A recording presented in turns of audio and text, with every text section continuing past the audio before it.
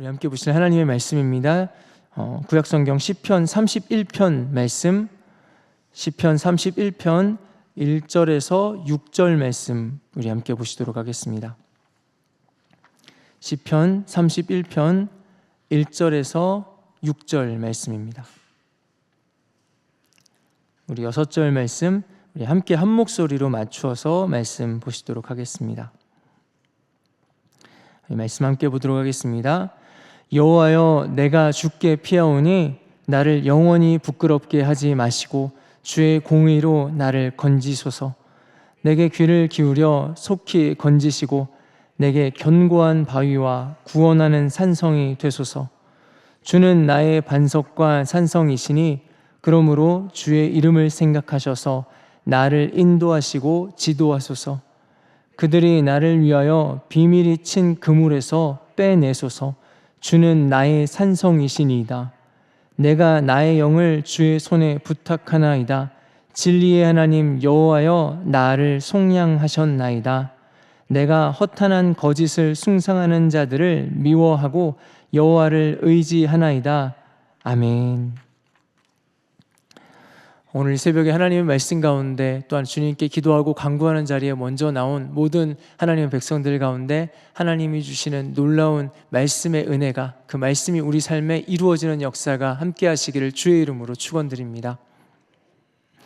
집에서 아이들을 보면서 아이 같은 신앙에 대해서 생각하게 될 때가 종종 있습니다. 하루 일정이 끝나고 집에 돌아가면은 아주 튼실한 두 아들이 저를 격하게 맞아줍니다. 이제 아들들과 놀아주는 임무가 남아 있습니다. 하지만 너무 피곤할 때는 놀고 있는 아이들 옆에서 앉아가지고 꾸벅꾸벅 졸고 있을 때도 있습니다. 그럴 때면은 아빠가 그렇게 피곤하고 힘들어할 때면은 눈치껏 아빠를 배려해서 좀 조용히 쉬게 해줄 리가 없습니다. 아빠를 부릅니다. 옆에 와가지고 자꾸 저를 쿡쿡 찌르면서 아빠를 부릅니다.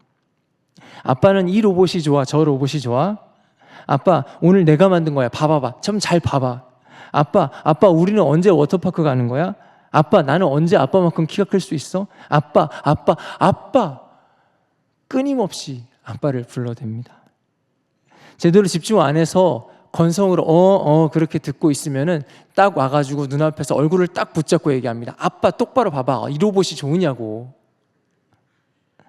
귀가 따갑습니다. 아이들은 쉬지 않고 아빠를 부릅니다. 제가 어떤 모습이 건간에 상관없이 저에게 늘 찾아와서 항상 그렇게 아빠를 불러댑니다. 꼭 필요한 이야기일 때도 있지만은 별로 중요하지 않은 이야기, 아니면 아예 쓸데없는 이야기일 때도 동일하게 이 아이들은 아빠를 부릅니다. 아직까지는 이 아이들에게는 무엇이든지 아빠와 함께 한다는 그 자체가 굉장히 중요한 것 같습니다. 여러분은 하나님을 어떻게 부르고 계십니까? 누가복음 18장에 이렇게 말씀하셨습니다. 예수께서 그 어린 아이들을 불러 가까이 하시고 이르시되 어린 아이들이 내게 오는 것을 용납하고 금하지 말라. 하나님의 나라가 이런 자의 것이니라. 어린아이가 아빠를 부르는 것처럼 그렇게만 우리가 주님을 찾는다면 하나님의 나라가 그 사람의 것이 되지 않겠습니까? 우리는 혹시 너무 어른스럽게 그렇게 하나님을 찾고 계시진 않습니까? 우리가 너무 그렇게 하나님을 계속 불러대면 우리 하나님도 피곤하실 테니까 우리가 하나님을 배려하는 차원에서 그냥 애지간한 건 우리 스스로 알아서 하고 꼭 필요할 때만, 정말 어쩔 수 없을 때만 하나님을 찾는, 그러면서도 죄송스러워하면서 송구하게 주님을 찾고 있지는 않으십니까? 아니요. 여러분, 주님을 찾으시길 바랍니다. 주님을 부르시길 바랍니다. 그리고 주님을 부르시고 아까 불렀으면 또 부르시길 바랍니다. 그렇게 주님을 부르는 자녀를, 아빠를 부르는 자녀를 기뻐하는 아빠와 같이 하나님께서는 하나님을 부르는 자녀를 기다리시고 기뻐하시는 우리 하나님이신 줄 믿습니다. 그렇게 문제 해결이 아니더라도 주님과 함께하고 주님 부르는 자체가 우리에게 너무 중요하고 의미가 되는 저와 여러분들 되시기를 바랍니다. 다윗은 그런 면에서 하나님을 정말로 자주 찾았던 사람입니다. 오늘 본문 말씀에서도 다시 다윗은 주님을 또 찾고 있습니다. 다윗이 그만큼 어떤 대단한 영성의 사람이라서 그런 것일까요? 저는 이 생각을 자주 합니다.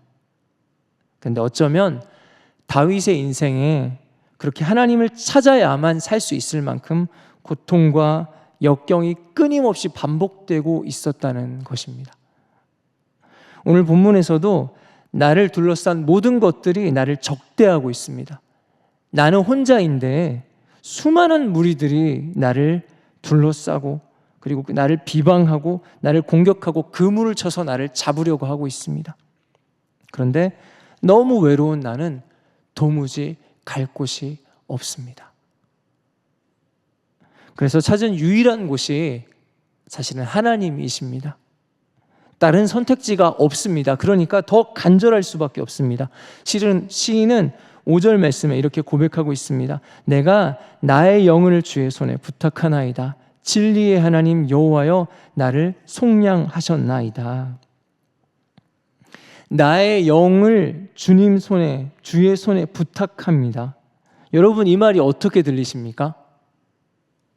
그냥 꼼짝없이 죽게 생겼으니까 그냥 죽은 뒤에 내 영혼이라도 좀 잘 봐주십시오 하는 절반쯤한 체념한 그런 표현으로 여러분 혹시 들리십니까? 아니요. 위아래 말씀을 우리가 살펴보아도 절대로 포기한 사람의 그런 간구가 아닙니다.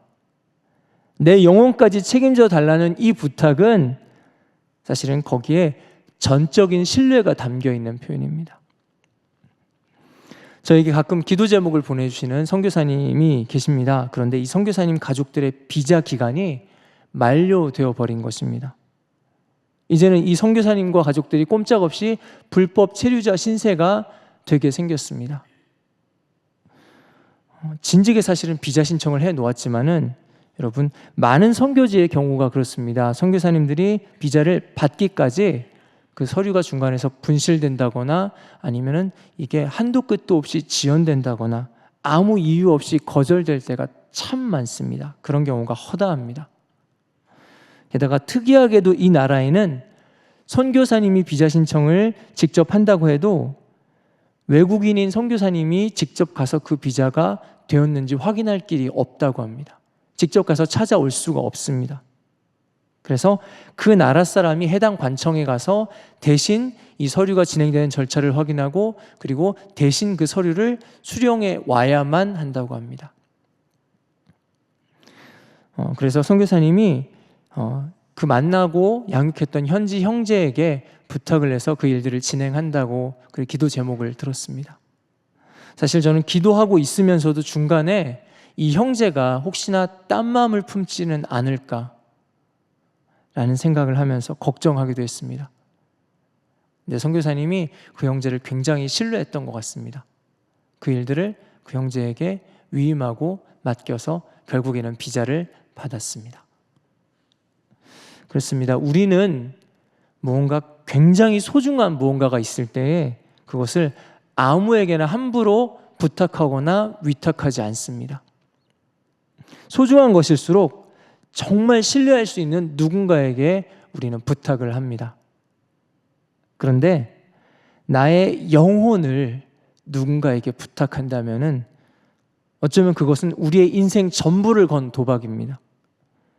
그리고 동시에 그것은 그가 나의 인생 전부를 어떻게 한다고 해도 나는 받아들일 수 있다라는 전적인 신뢰이기도 합니다. 오늘 도무지 어떤 해결책이 없는 이 궁지에 몰려있는 이 시인은 그렇게 또 한 번 인생에서 가장 지혜로운 선택을 하게 됩니다. 주님, 내 영혼까지도 다 주님 손에 맡깁니다. 어찌 되건 간에 주님이 다 책임져 주십시오. 혹시 우리의 삶에서도 이렇게 궁지에 몰리는 경험을 하신 분들이 계십니까? 보통 사람들은 어떤 궁지에 몰리게 되면은 어떻게 해서든지 그 문제를 해결하려고 집중하게 됩니다. 그리고 그 절실한 만큼 최선을 다해서 노력하게 됩니다.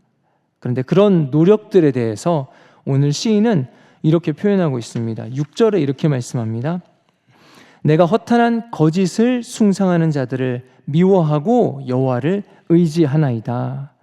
바로 위에 5절 말씀에 주님, 내 영혼까지도 주님께 맡깁니다 고백하고 내가 구체적으로 여호와를 이렇게 의지합니다 라고 표현하는 것이 6절의 말씀입니다.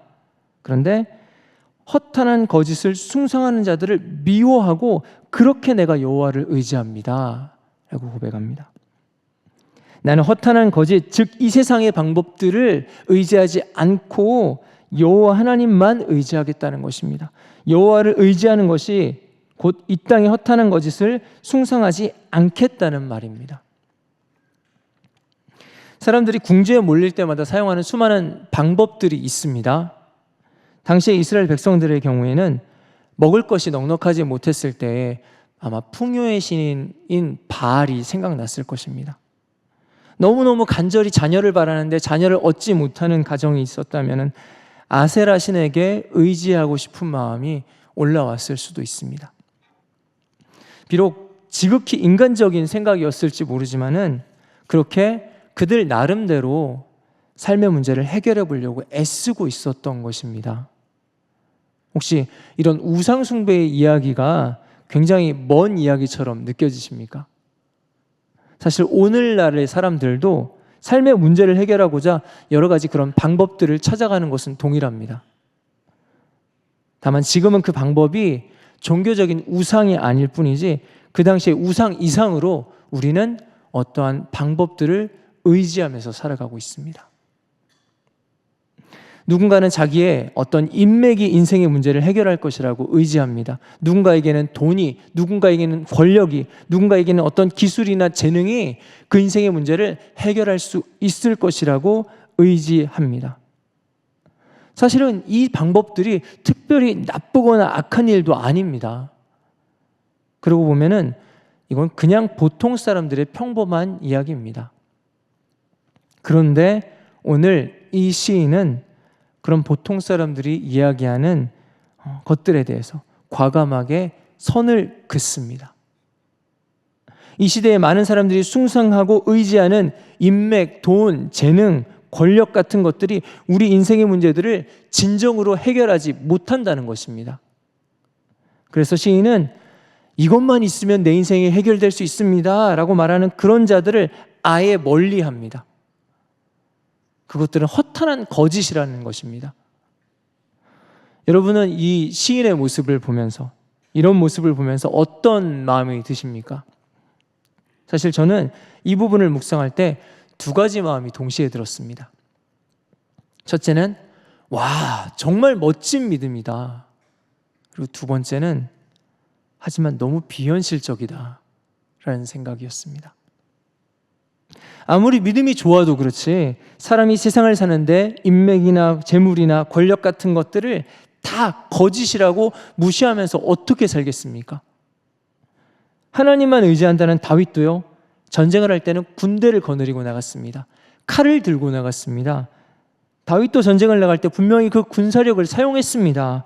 하나님만 의지한다고 하는 그 다윗이었는데 말뿐인 것이었을까요? 그렇게 말씀을 묵상하는데 제 안에 숨어있던 편견을 발견하게 됐습니다. 앞서 말한 세상의 방법을 사용하는 것은 과연 하나님을 의지하지 않는 것일까요? 그럼 하나님만 의지하는 사람은 전쟁터에 나갈 때 편안한 복장에 가슴에 성경책을 안고 전쟁터로 나가는 것일까요? 저는 분명히 우리 하나님이 모든 것들의 주인 되신다고, 그리고 모든 것들을 다스리신다고 고백하고 있었습니다.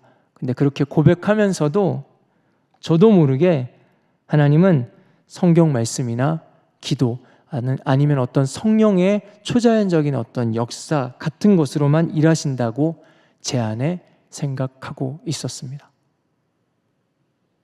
여러분은 어떻게 생각하십니까? 성령과 기도 그리고 성경의 말씀으로 역사하시는 우리 하나님께서 다른 것들로는 일하지 못하실까요?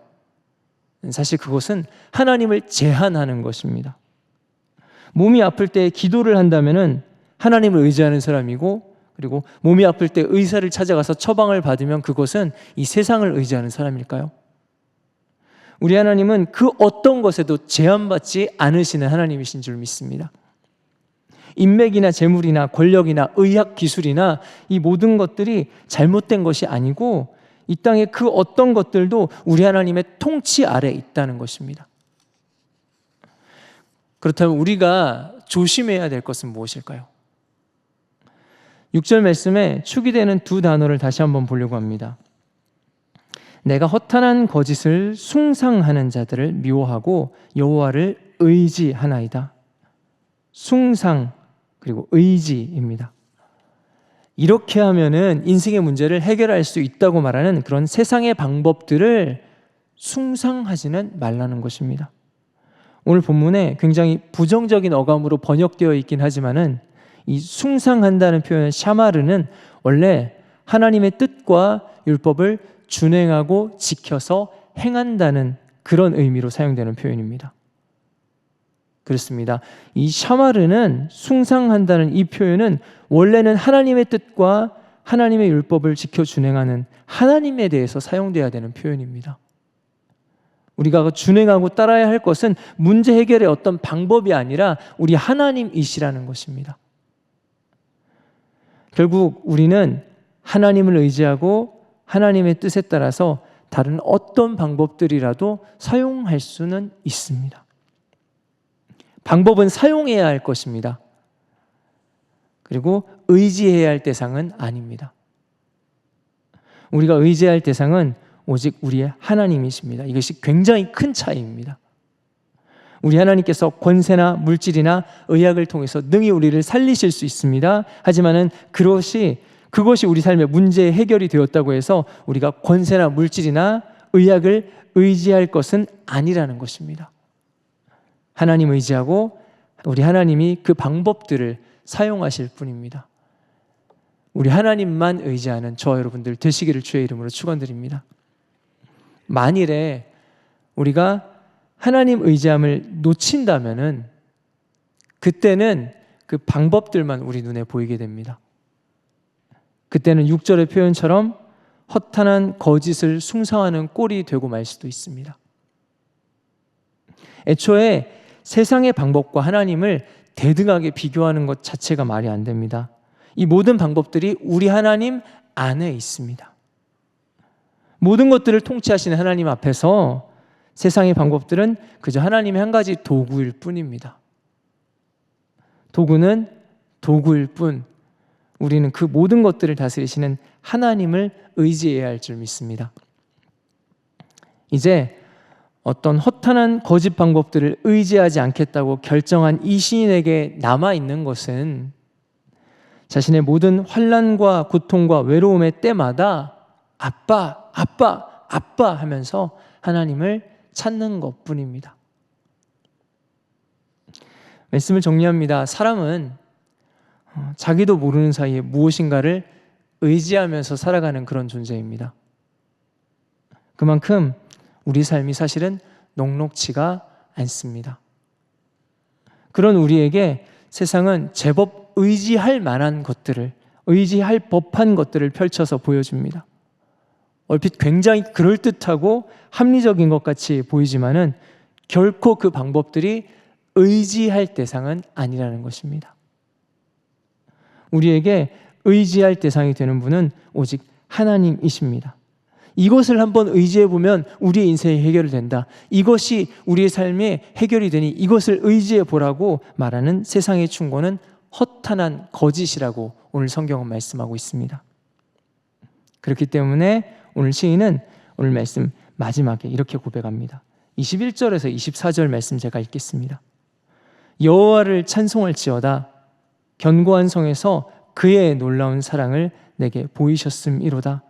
내가 놀라서 말하기를 주의 목전에서 끊어졌다 하였사오나 내가 주께 부르짖을 때에 주께서 나의 간구하는 소리를 들으셨나이다.